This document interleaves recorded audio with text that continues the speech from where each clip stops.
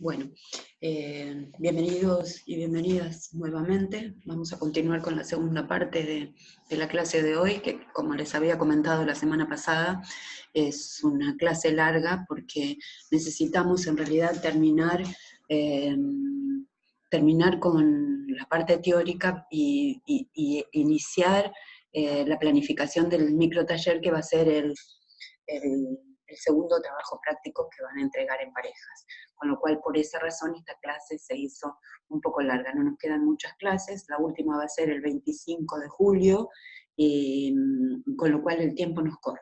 Vamos a tener que acelerar un poco. Bien, dejé entre las filminas la cuestión de los propósitos, porque en la primera parte lo que estuvimos dialogando fue sobre identificar las bases teóricas del taller desde la perspectiva de Freire, de Rancière, o del Jacotot, de Rancière básicamente, de Cuyen, y sobre todo de Anderer, que de algún modo es como el orientador en torno a la organización de talleres pedagógicos. Lo que queremos hacer en esta segunda parte es reconocer la estructura metodológica del taller. Esto no implica que en la planificación ustedes tienen que explicitar esta estructura metodológica. Esta es la guía, es la forma, ¿sí? En la planificación, ahora más adelante vamos a ir dialogando sobre cómo realizar esa planificación. La mayoría de ustedes trabajan en docencia y saben planificar. El punto es que todas las instituciones tienen diversos formularios para aplicar a la planificación, con lo cual no hay una receta única. Esta que les voy a traer yo, pónganme en el lugar de la institución y piensen que es el formulario de nuestra institución para organizar talleres pedagógicos. Entonces, vamos a reconocer esa estructura metodológica que solamente va a ser material teórico. Vamos a dialogar sobre la estructura metodológica del taller pedagógico, además de reconocerla, vamos a intentar dialogar sobre esa estructura, cómo, en qué nos fundamos, además de las bases teóricas o el marco teórico que nos legan los autores que trabajamos en la primera parte. Y vamos a tratar de comenzar a planificar un taller pedagógico desde la perspectiva del taller de transformaciones en la praxis educativa y el posicionamiento docente. ¿Sí? Bien. Iniciando con este recorrido de la estructura metodológica, eh, no es caprichoso, en realidad fue algo así como un gran descubrimiento que realicé en una de las investigaciones, trabajando sobre la enseñanza de los derechos humanos en universidades argentinas. Fui haciendo algo así como un recorrido sobre la metodología, la bibliografía que utilizaban, la estructura de la planificación, los programas, revisé programas, y lo que encontré era que aproximadamente entre lo que allí en los programas se mencionaba y de los diálogos con docentes, descubrí que hay una estructura metodológica, que no está explícita, pero que de algún modo se puede vincular a esto que llamo como la estructura metodológica básica para el taller, ¿no? ¿Y en qué consiste? Primero, primer punto o primera etapa, primer nivel fundamental es el nivel sensibilizador, ¿sí? Que me gusta llamarle sensibilizador porque de algún modo tiene mucho que ver con ese reparto de lo sensible del que habla Rancière, o ese reparto de lo que existe en el mundo de la vida cotidiana, ¿no? Y es de algún modo lo que Freire llama la palabra generadora, solo que en ese sentido nuestro disparador no tiene mucho que ver con esa orientación freiriana, porque se basa en unas herramientas básicas primordiales justamente para dialogar en torno a la sensibilización. Ahora vamos a ver mejor de qué se trata este nivel. En principio quiero presentarles la estructura o los niveles de esa estructura, ¿sí? Ahora bien, el nivel sensibilizador por sí mismo no hace a un taller pedagógico, simplemente hace a un disparador, a una discusión.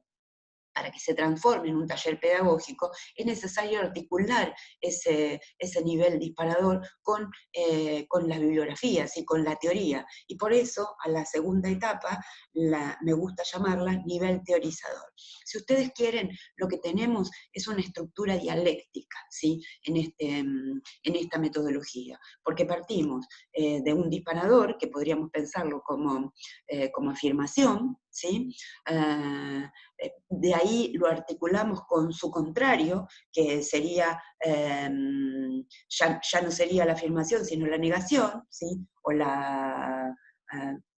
en términos hegelianos, si ustedes quieren, la tesis sería el nivel sensibilizador y la antítesis el nivel teorizador, ¿sí? Pero de algún modo hay como dos contrarios, ¿sí? Uno que es, si ustedes quieren, el mundo sensible, y el otro que sería algo así como el mundo de los conceptos, el mundo de las ideas, ¿no? Y entonces ahí tenemos lo contrario del nivel sensibilizador, que sería el teorizador, infaltable en un taller pedagógico, ¿sí? De lo contrario sería un simple diálogo, un diálogo de café, un diálogo de un almuerzo, de una cena, de un encuentro entre amigos y amigas, ¿no? Con lo cual, para transformarse en un taller pedagógico, es primordial pensar en un tipo de apoyo teórico, que sería algún tipo de bibliografía que articule con ese nivel sensibilizador. Y entonces el nivel de la negación, negación o de la nueva tesis, ¿sí? Vendría siendo, o de la conclusión, si ustedes quieren, este nivel agenciador, ¿no? Que de algún modo tiene que ver con el agenciamiento, tiene que ver con esa capacidad de hacer que tenemos los seres humanos. Por eso me gusta la palabra agenciadora en lugar de empoderadora, como se llamó en algún momento, aunque las dos palabras derivan del inglés, ¿no? Tanto el momento agenciador como el de la potencia, el del poder, en el sentido de empoderarse, y en el sentido de agenciador también viene de una palabra inglesa que en este momento no recuerdo.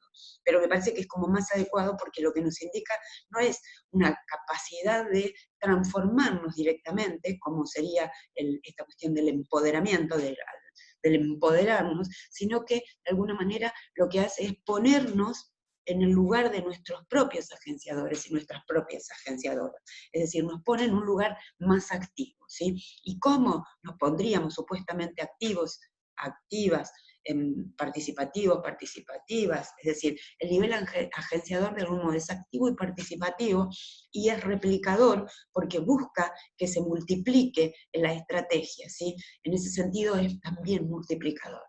Bien, dichos entonces estos tres niveles de la estructura metodológica, vamos a ver sintéticamente cada uno de estos niveles antes de pasar al formulario del que les hablaba antes. Bien, tenemos entonces tres niveles: sensibilizador, teorizador y agenciador. Vamos a ver cada uno de ellos por separado. En el nivel sensibilizador, entonces, como les decía antes, hay la necesidad de pensar en una organización básica, ¿no? Que tenga que ver con la posibilidad de habilitar los debates, ¿sí? ¿En torno a qué? En torno a problemáticas de la vida cotidiana, es decir, aquellos que pueden surgir de la proyección de imágenes, de videos, de la narración de leyendas o de mitos. Digo, hay miles de leyendas y mitos con los que uno puede trabajar, ¿sí? Se puede organizar una microconferencia o algo que tenga que ver con eso. Uno puede leer artículos periodísticos. Se pueden organizar juegos, ¿sí? Juegos de roles en el sentido de dramatizaciones, ¿no? Cuestiones que tengan que ver con la vida cotidiana hacen al ejercicio de posibilitarnos algo así como una especie de dramatización, ¿no? También podrían utilizar el análisis de alguna letra de alguna canción que tenga que ver con el tema que estén trabajando. Hay muchas letras de canciones que indican muchas cuestiones políticas, hay muchas canciones de protestas que tienen que ver con la posibilidad de dialogar sobre esas problemáticas de la vida cotidiana, ¿sí? Se puede trabajar también con estudios de caso, digo, y en este sentido las narrativas son fundamentales, porque en esas narrativas lo que podemos ver es la experiencia, ¿sí? Una experiencia educativa que tiene que ver con la posibilidad de analizar un caso, ¿sí? Un caso que uno tendría a pensar que puede ser real, porque bueno, me pasó, es una propia experiencia, o también puede ser inventado, hipotético. He leído algunas de las narrativas que presentan, algo así como un diálogo en clase, que en realidad no sé si son diálogos de la propia experiencia de quien presenta esa narrativa, muy interesantes por cierto, pero que también pueden haber sido inventados, ¿no? Con lo cual, eso también podría ser un relato, una lectura para utilizar a modo de organizar esos debates, ¿sí? Estas herramientas que tienen que ver con disparar el tema que vamos a trabajar, son adecuadas para eso, ¿no? Para habilitar el diálogo. El diálogo es fundamental. Y por eso lamento que en este taller, que hubiese sido muy adecuado cursarlo de modo presencial, lamento que tenga que dejarles la clase por separado y luego dialogar con ustedes, ¿no? Voy a tratar de guardar este PowerPoint para proyectarlo en una de las reuniones Zoom y que podamos seguir dialogando en torno a esto, si es que lo necesitan, ¿sí? A mí me surge como algo de mucha sencillez pensar en este momento disparador, ¿no? En este momento sensibilizador, porque tiene que ver de algún modo con el arte también, ¿no? Entonces, por eso me gusta llamarlo sensibilizador. En la estela de Rancière, porque tiene que ver con ese reparto de lo sensible, ¿no? Reparto de lo real, reparto que no tiene que ver con el mundo de las ideas, sino con esta tierra que pisamos, ¿no? Con esta nuestra tierra, nuestro contexto particular, con todas sus miserias y con todas sus felicidades, pero que tiene que ver con nosotros, ¿sí? Que nos permita descubrir esa realidad, así como hace Freire en la educación como práctica de la libertad, cuando narra la experiencia con la alfabetización de sectores rurales, ¿no? En ese sentido es como tenemos que pensar en planificar este nivel sensibilizador, ¿no? Freire lo hacía en función de imágenes, nosotros podemos utilizar otras herramientas, sobre todo en una época de mucha tecnología, podemos utilizar múltiples herramientas. Ahora bien, ¿es necesaria la tecnología? La tecnología informática, digo, no, no es necesaria. Uno puede preparar láminas o puede preparar dramatizaciones que no tienen que ver con proyectar algo, sino con organizar un debate en el aula en función de eso. No sé, por un lado los proletarios, por el otro lado los burgueses, se me ocurre, ¿no? Por un lado la sociedad civil, por otro lado la sociedad gubernamental discutiendo entre sí, una reunión de padres y madres, una reunión entre colegas, digo, la dramatización es excelente en ese sentido, ¿no? Porque nos sirve para ver las condiciones de la realidad, del suelo que vivenciamos, de la vida cotidiana, ¿no? Del mundo circundante, diría Husserl. Entonces, la organización es fundamental y gira en torno a estas herramientas primordiales para poder habilitar ese diálogo sobre las problemáticas cotidianas, ¿verdad? Entonces, fundamental, insisto, utilizar herramientas disparadoras que permitan que el debate surja del mundo de la vida, ¿no? Del mundo de los saberes cotidianos, ¿sí?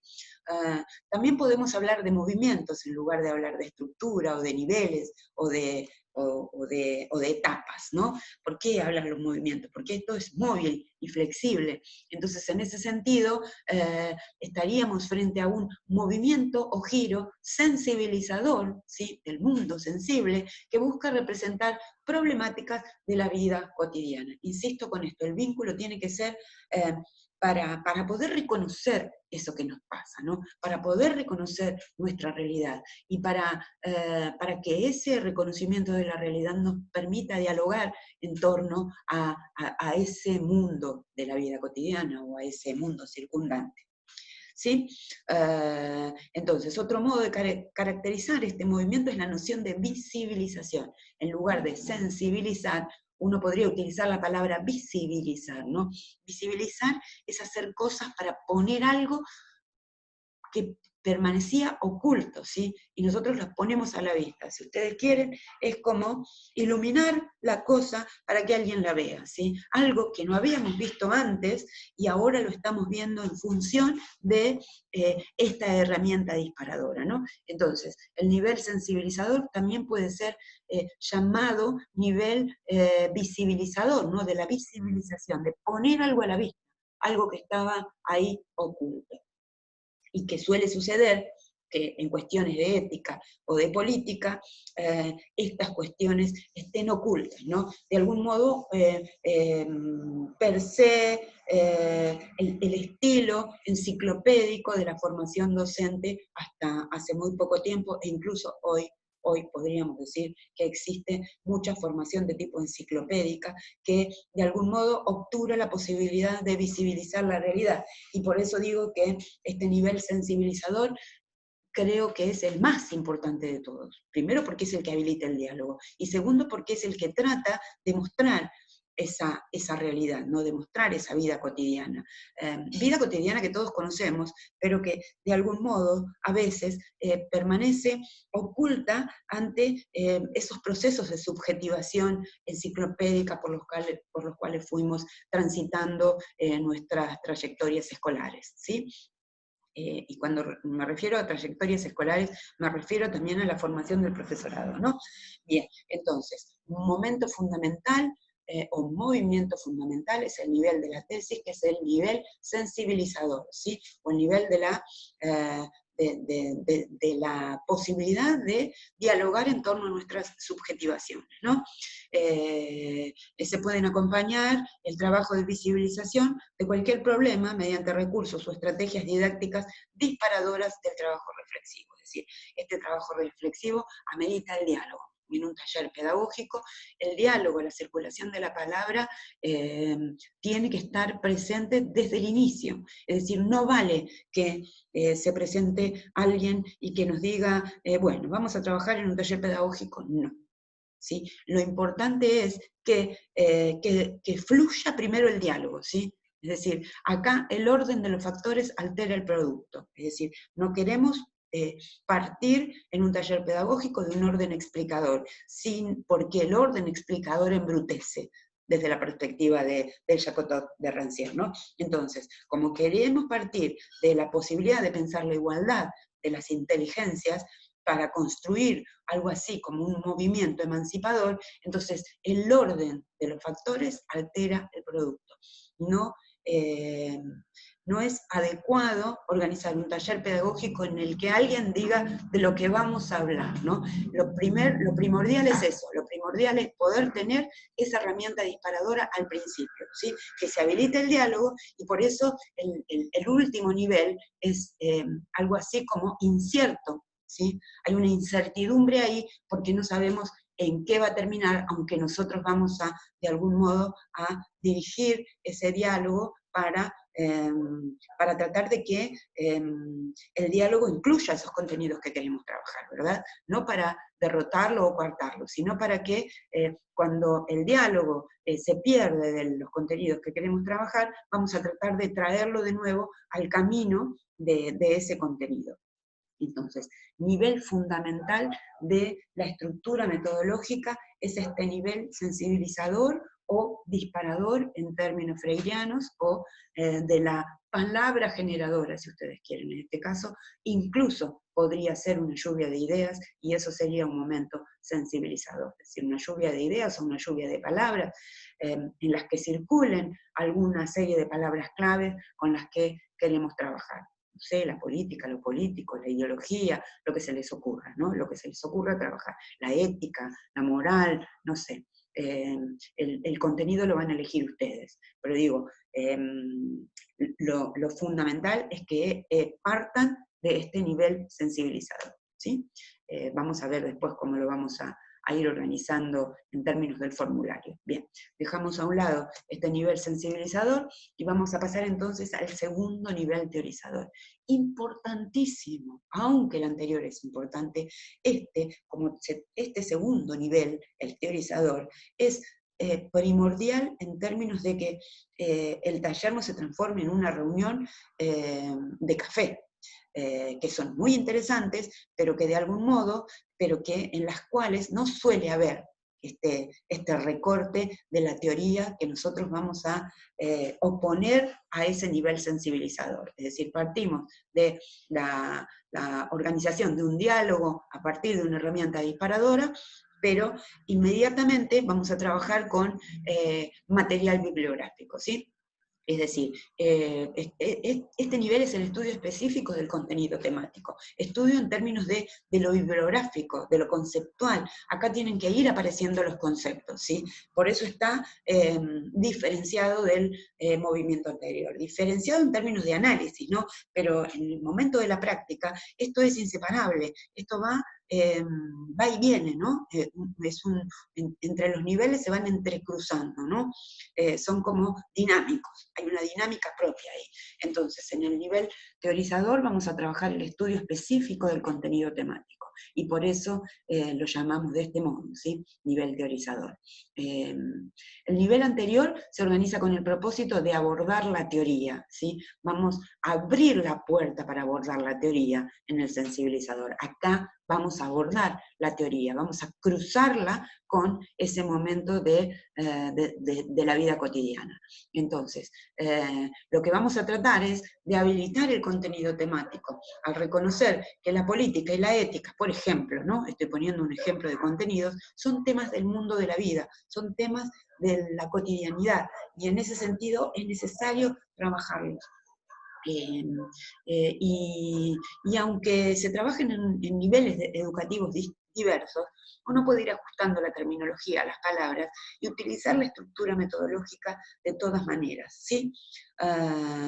Obviamente, con otras palabras, no le vamos a llamar política si ustedes quieren, pero le podemos llamar diálogo, no le vamos a llamar ética, pero le podemos llamar organización de normas, o organización de estilos de participación, no sé, les dejo a ustedes la posibilidad de la creatividad, ¿no? Simplemente les traigo una organización metodológica que me parece muy adecuada para trabajar en un taller pedagógico, y que además es la que estamos utilizando desde el primer encuentro. Es probable que no se observe muy bien por ser esta una materia que virtualizamos, pero que estaba pensada de modo presencial para habilitar ese diálogo que parte de ese momento sensibilizador. Entonces, ¿qué vamos a hacer en el nivel teorizador? Vamos a trabajar específicamente con el contenido temático, ¿sí? con lo conceptual, ¿sí? Vamos a abordar la teoría, y articulándola con los descubrimientos del nivel anterior. Vamos a habilitar ese contenido temático, y digo, si hablamos de política y de ética, ustedes saben, como venimos hablando, que se trata de paradojas, de controversias, o de dilemas. Incluso trabajamos con varios dilemas en la unidad de la ética, ¿no? Entonces, el movimiento sensibilizador, al pensarse articuladamente con el teorizador, nos permite comenzar a vislumbrar, una vez superado el primer momento, el campo cognitivo. Es decir, no es que hay conceptualizaciones en el momento sensibilizador, hay conocimientos, ¿sí? Pero no son conceptos aún, ¿sí? Son saberes de la vida cotidiana, ¿sí? Saberes de la vida cotidiana a las que uno le puede poner conceptos, uno los puede articular con conceptos, con lo cual en este momento, en esta articulación, vamos a estar ingresando en el campo cognitivo, ¿sí? En el campo de los conceptos, propiamente dicho. Ahora bien, el último nivel, discúlpeme el apuro, pero no quiero extenderme demasiado, quiero llegar al momento de la formulación de la propuesta. En último momento vamos a tener el nivel agenciador, entonces, ¿sí? ¿De qué vamos a hablar en este momento de agencia, de capacidad de hacer, como de facilitación de esa capacidad de hacer que tenemos los seres humanos? Por eso le llamamos agencia, recuerden. Hay una síntesis, entonces, este sería el momento sintético, o el momento de la conclusión de esa estructura dialógica que les comentaba anteriormente, ¿sí? ¿Esto es una receta? No, no es una receta. Es una estructura metodológica que justamente no es matemática, ¿sí? En el momento de su puesta en práctica pueden surgir miles de imponderables que nos hagan movilizarnos, pero por eso quien organiza el taller pedagógico en realidad tiene que tener claro a dónde quiere ir, cuáles son los contenidos que quiere trabajar, ¿sí? Más allá de que puedan surgir, como le pasó al Jacotot de Rancière, otros aprendizajes que no tengan que ver con este contenido. Porque cuando uno trabaja o cuando uno despliega y surge ese diálogo áulico, pueden llegar a existir múltiples aprendizajes que no estaban programados, ¿no? En ese sentido me parece importante el Jacotot de Rancière, porque de algún modo nos muestra cómo cuando trabajamos en educación no enseñamos únicamente contenidos, sino que enseñamos múltiples otras posibilidades de ser personas, ¿sí? De hacer entre personas y de comportarnos entre personas, ¿sí? Detrás del laburo de los contenidos hay un laburo ético, ¿sí? Y hay un laburo político interesante. Y eso generalmente no nos proponemos enseñar ese contenido, ¿sí? Sino que es un contenido que surge espontáneamente. De eso trata el Jacotot de Rancière, ¿sí? Entonces, hablamos aquí de una complementariedad, de una responsabilidad, de una solidaridad y compromiso con la alteridad, ¿sí? En ese sentido, se nos acerca mucho a la cuestión ética. Hay una ética, aunque no esté explícita, atrás de este momento agenciador, ¿sí? Se trata de volvernos activos y activas a través de la participación en esos debates del primer momento, del momento sensibilizador, ¿sí? El análisis teórico, que sería el momento de la antítesis, y la reflexión, que sería este nivel agenciador, y de algún modo replicador, ¿no? Bueno, ahí tenemos a los perros que siempre se aparecen. Bueno, entonces, les decía, en este nivel agenciador, sí, el saber de la práctica queda dialectizado con el saber de la teoría, ¿sí? Y en esa dialéctica se sintetizan, ¿sí? Y en ese momento de la agencia, se habilitan nuevas reflexiones. Por eso digo que el final es incierto, ¿sí? Uno puede planificar un final, pero ese final puede transformarse en otra cosa dependiendo de lo que surja en esa práctica misma, en la puesta en marcha del taller, ¿no? Entonces, esas reflexiones me parece que son muy estimables por su capacidad reflexiva, ¿no? Es probable que sean útiles, aunque no sea la propuesta, ¿no? Pero es probable que sean útiles para modificar actitudes humanas. Pero lo más importante es que de algún modo inciten a esa capacidad reflexiva que tenemos como humanos y humanas por condición, ¿no? Por naturaleza humana, entre comillas. Entonces, de los dos momentos en tensión, el sensibilizador y el teorizador, aparece una condición de posibilidad ahora, en el momento agenciador, que nos permite habilitar el surgimiento de un poder decir, y por tanto de un poder hacer novedoso, ¿sí? Este hacer de la reflexión es lo que surge entre el decir, el hacer, el participar, el debatir, ¿no? Y esto es a lo que podemos llamar momento de agencia, ¿sí? Un momento de construir algo nuevo, ¿no? De construir de manera conjunta algo nuevo. Bien, entonces, 3 momentos específicos de la estructura metodológica: el momento sensibilizador, el momento teorizador y el momento agenciador. ¿Sí? El momento agenciador no es que cerramos, sino que abrimos, por eso me gusta llamarle dialéctico, porque de algún modo va abriendo otros circuitos para continuar dialogando. ¿Sí? Bien, entonces, vamos a iniciar esta posibilidad de planificar un taller pedagógico, ¿sí? ¿Qué es lo que vamos a hacer entonces cuando planificamos un taller pedagógico? En principio, como les decía, no hay una receta, ¿sí? No hay una estructura fija. Uno puede ir cambiando eh, eh, estos elementos, ¿sí? Con los que vamos a trabajar hoy.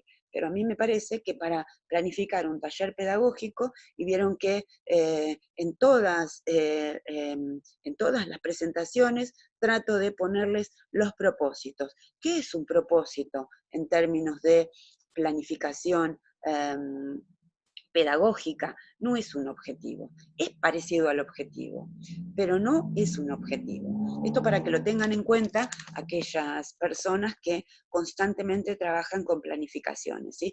Nosotros, en lugar de llamarle objetivo, le vamos a llamar propósito, porque es algo distinto, ¿sí? El propósito está pensado para aplicarse ecológicamente en el aula, ¿sí? Ecológicamente en el sentido de que es más flexible que el objetivo, no es tan cerrado, ¿sí? A ver, no es una obsesión por la eficiencia, sino que el propósito es mucho más flexible, si se quiere, tiene que estar dirigido a todo el grupo participante, ¿sí? De la actividad. Uno cuando planifica, en realidad, generalmente no mira la ecología del aula. Lo que el propósito busca es eso, mirar esa ecología, ¿sí? ¿Para qué? Para que el grupo participante desarrolle esa actividad, ¿sí? Y en este sentido, quien enseña y quien aprende, sin importar el rol que ocupe, estaremos aprendiendo y enseñando al mismo tiempo, ¿no? Entonces, el propósito no es un objetivo. No es un objetivo porque se trata de una propuesta muy flexible, como les decía antes, pensada para la intervención de dos voluntades. Y acá viene todo el marco teórico del que les hablaba antes, ¿no? Esto no es un invento por creatividad, sino que es una sistematización de una carga teórica que viene de los autores con los que trabajamos en la primera parte, ¿no? De este encuentro. Entonces, está pensada para la intervención, el propósito de esas dos voluntades, ¿sí? Que busca promover un diálogo crítico reflexivo, ¿sí? No busca transferir un conocimiento aunque estemos manejando contenidos temáticos, ¿sí? Sino que busca promover un diálogo crítico y reflexivo que sea generador de la palabra, que sea generador del diálogo, que sea de algún modo inspirador de la curiosidad espontánea para que de algún modo vaya aguijoneando esa curiosidad epistemológica que nos va a llevar a la investigación al aprendizaje permanente, por llamarlo de algún modo, ¿no? Entonces, el propósito me parece que es esperanza, ¿sí? Que es acontecimiento, que es meta, que es sueño, que es deseo, que es poder y potencia, es voluntad. Entonces me parece que el propósito, justamente alejándose de esta posibilidad de hablar de un objetivo, nos incluye a todos. Vieron que cuando uno planifica, nos piden, bueno, ¿cuál es el objetivo? ¿El objetivo de quién? Del que va a aprender. ¿Y el objetivo del docente? Es decir, ¿cuáles son las metas? No, bueno, acá el propósito es flexible, porque de algún modo nos puede servir para enseñar y aprender al mismo tiempo. Nosotros que estamos planificando en este momento a partir de un propósito, podemos terminar aprendiendo cualquier de cualquier otra discusión que surja en torno a la puesta en práctica de ese propósito. Y en ese sentido, por eso me parece que el propósito es como más esperanzador, ¿sí? Que tiene mucho más que ver con pensar en la posibilidad de que surja un acontecimiento, es decir, eso que es que va mucho más allá del hecho, porque un acontecimiento de algún modo trastoca la normalidad, rompe con la normalidad. Y me parece que un objetivo es mucho más rígido en términos de planificación, ¿no? Y por eso me gusta llamarle propósito. Hay una diferencia, ¿sí? Hay una diferencia. entre el propósito y el objetivo, vista desde este punto de vista del que les traigo, aunque puede haber muchas más. Entonces, el propósito lo podemos modificar durante el mismo proceso de enseñanza, ¿sí? Durante el acto educativo se puede ir modificando el propósito, porque es más activo, es más flexible, y entonces puede ser una esperanza de transformación que puede tener más que ver con esto que con una tecnología formativa, ¿sí? Por eso yo me alejo del objetivo, porque el propósito me parece que incluye a docentes y estudiantes sin importar, partiendo de la posibilidad de pensar un contenido, pero que va más allá del diálogo en torno a ese contenido, ¿no? Entonces, lo único que tiene en común el propósito con el objetivo es que los dos se escriben en tiempo infinitivo, en infinitivo, porque de algún modo lo que estamos haciendo es proyectar una acción, ¿no? Entonces, por eso lo escribimos en términos de infinitivo, no sé. Eh, Pueden poner identificar, dialogar, revisar, indagar, movilizar, bien, ¿sí? Eh, Tiene que indicar una acción, el propósito tiene que indicar una o varias acciones, ¿sí? Entonces, dejamos un poco atrás la cuestión del propósito, que bueno, de todas maneras, ustedes pueden seguir indagando, hay material sobre la diferenciación entre un objetivo y un propósito. Por el momento a mí me parece que esto es como lo más sintético, como lo más adecuado, ¿sí? Es propio, el propósito es más adecuado para planificar un taller pedagógico que un objetivo, desde mi humilde perspectiva, ¿sí? Lo que no quita la posibilidad del objetivo, si yo no me estoy negando al objetivo, estoy diciendo que si lo que vamos a hacer es planificar un taller pedagógico, me parece que lo más adecuado es regirse por la instalación de un propósito más que por un objetivo, ¿sí? Bien. Entonces, continuamos con la planificación del taller. Además del propósito, eh, tiene que haber, como veníamos dialogando, un contenido temático, ¿sí? En este sentido, ustedes van a tomar uno de los temas trabajados en clase, ¿sí? No se preocupen si se les mezclan temas, vamos a ir ajustando la propuesta. Y además, de todas maneras, todos los temas que trabajamos están articulados entre sí, con lo cual se van a poder mezclar. Se me ocurre que lo que pueden es pensar en algo de lo que trabajamos que les haya interesado, no sé, pueden trabajar con un caso, pueden trabajar con un video, pueden trabajar con alguna canción, como les decía antes, pero lo importante es que piensen en un contenido, ¿no? Pensar en un contenido implica pensar en un concepto, supónganse ideología, ¿sí? Por nombrar alguno, pero pueden pensar en otros, ¿sí? Disenso, diálogo, no sé, el que se les ocurra, ¿sí? Como ven, la propuesta es bien flexible, ¿sí? Tiene que ser flexible, si no, no sería un taller pedagógico. Entonces, ¿qué es lo que lleva la planificación? La identificación del propósito, la identificación del contenido temático, la identificación de los recursos didácticos, ¿sí? ¿Qué van a usar? Van a partir de una pregunta, de una canción, de un dibujo, de un video, de una foto. Es decir, la herramienta para sensibilizar. ¿Cuál va a ser? De eso hablamos cuando hablamos de los recursos didácticos que vamos a utilizar en la planificación. Tienen que haber actividades, obviamente. ¿Qué vamos a hacer? ¿Sí? Es decir, tenemos el propósito, el contenido temático, los recursos didácticos y las actividades. ¿Qué vamos a hacer? ¿Vamos a escuchar algo? ¿Vamos a leer algo? ¿Vamos a debatir sobre tal tema? ¿Vamos a jugar con tal o cual estructura? ¿Sí?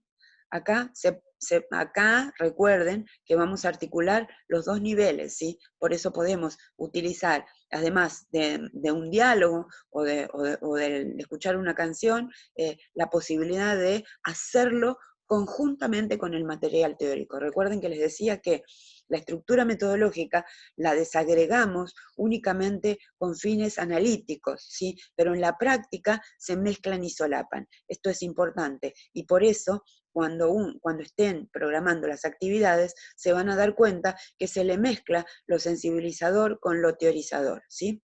Pero bien, lo importante es que ustedes puedan ir diagramando esa planificación, ¿no? Ahora bien, en la bibliografía, bueno, la bibliografía que usaron para la actividad, ¿sí? Y si utilizaron una lectura posterior también. Digo, ha habido casos en la experiencia de la planificación de talleres que como disparador utilizaron, no sé, algún poema, y a partir de ese poema trajeron alguna otra lectura posterior para andamiar, o una canción, ¿sí? Trajeron la letra de una canción y trajeron una lectura mínima, ¿sí? Recuerden que esto va a ser, tiene que ser rápido y tiene que ser poco el material de lectura para la actividad, ¿sí? Uno puede dejar una lectura eh, posterior, ¿sí? Que no tenga que ver con la planificación, con el taller, perdón. Bien, entonces, continuamos planificando el taller, es necesario que describan mínimamente las conclusiones o el cierre, es decir, ¿qué van a hacer en esas conclusiones? ¿Sí? Uno tendría a pensar, bueno, pueden haber comentarios del equipo facilitador del taller, es decir, de la pareja pedagógica, ¿sí? Esos comentarios pueden ser, no sé, una síntesis de cómo vieron la, la, mm, la dinámica del taller, pero también pueden dejarles un interrogante, ¿sí? En lugar de dejar material de lectura, pueden dejar un interrogante que tenga que ver con la posibilidad de reflexionar sobre esos contenidos que están trabajando, ¿verdad?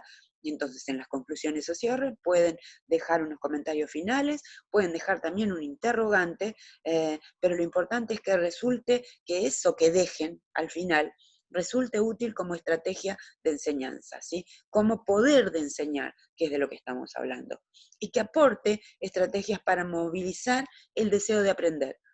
Veníamos hablando antes de este binomio, ¿no? Entre el deseo de aprender y el poder de enseñar. Bien, acá se juega, en la planificación del taller, se juega todo nuestro poder de enseñar, ¿sí? Y pueden surgir otras cosas, sí, tal cual. Pero acá, en este momento, se juega nuestro poder de enseñar, ¿sí? ¿Para qué? Para intentar movilizar, ¿sí? O intentar aguijonear ese deseo de aprender de esas voluntades, o sea, de esas dos inteligencias que se juntan en un acto educativo, ¿sí? Entonces, es importante esto, fomentar o poner todo nuestro poder de enseñar en esta planificación, ¿sí? Para que resulte útil para seguir pensando, o para que nos dé que pensar, ¿sí? Esto es agenciar nuestra capacidad de hacer. Entonces, ahora visto de modo conjunto, este sería el formulario posible, ¿sí? El propósito, el contenido, el tiempo estimado, no van a superar los 20 minutos, eh, los recursos que van a utilizar, las actividades que vamos a realizar, ¿sí? La bibliografía y el cierre. Esta es la estructura del taller pedagógico que van a presentar, ¿sí? No les pido antecedentes, no les pido estado del arte, no les pido fundamentación, no les pido objetivos, no les pido más que estas mínimas elementos con los cuales vamos a trabajar. No vamos a superar los 20 minutos, es más, sería deseable que sean menos de 20 minutos, con lo cual pueden planificar algo más corto, pero lo importante es que den esa posibilidad de dialogar y de que giren las etapas o niveles de la estructura metodológica. Como ven, no es necesario que en la planificación escriban esa estructura metodológica, eso va a ser su marco teórico, lo mismo que Freire, Rancière, Anderegg y Cuyen, con los que estuvimos trabajando para pensar esta estructura metodológica. Lo que no quita que alguno de ese material bibliográfico pueda ser parte del recurso que utilicen y de la bibliografía que utilicen para la organización del microtaller. De todas maneras, esto lo vamos a ir haciendo con tiempo, por eso estaba apurada por dejarles este material para que comenzaran a organizarse en torno a qué temas van a trabajar en el taller y cómo van a resolver estos elementos. La planificación del taller, y acá me voy a poner en autoritaria, tiene que tener estos elementos. Ni más ni menos. ¿Estamos? Entonces vamos a partir de que este va a ser nuestro formulario. Piensen que soy una directora muy exigente y que no voy a permitir que mis propuestas estén fundadas en otros elementos que en estos que queremos trabajar. ¿Bien? Entonces, acá les dejo también un ejemplo de planificación, ¿sí? Entonces, ¿cuál sería el propósito? Identificar la relevancia que tiene la educación en la filosofía de Antonio Gramsci. Esto es, ¿cuál es el contenido que vamos a trabajar? La filosofía de la praxis, ¿sí? ¿Cuál es el tiempo estimado? Bueno, puse 40 minutos, pero ya saben que no pueden superar los 20. ¿Qué recursos vamos a utilizar? Y vamos a utilizar equipo multimedia con internet. ¿Por qué? Porque vamos a proyectar un video, ¿no? Entonces, las actividades son la proyección de un video sintético sobre la obra de Gramsci, que es, ustedes lo vieron, para inducir al diálogo sobre las palabras clave del pensamiento de este filósofo. Luego vamos a leer 2 cartas escritas desde la cárcel por el autor, trabajado por Gramsci, ¿no? ¿Cuál es la bibliografía? Gramsci, ¿sí?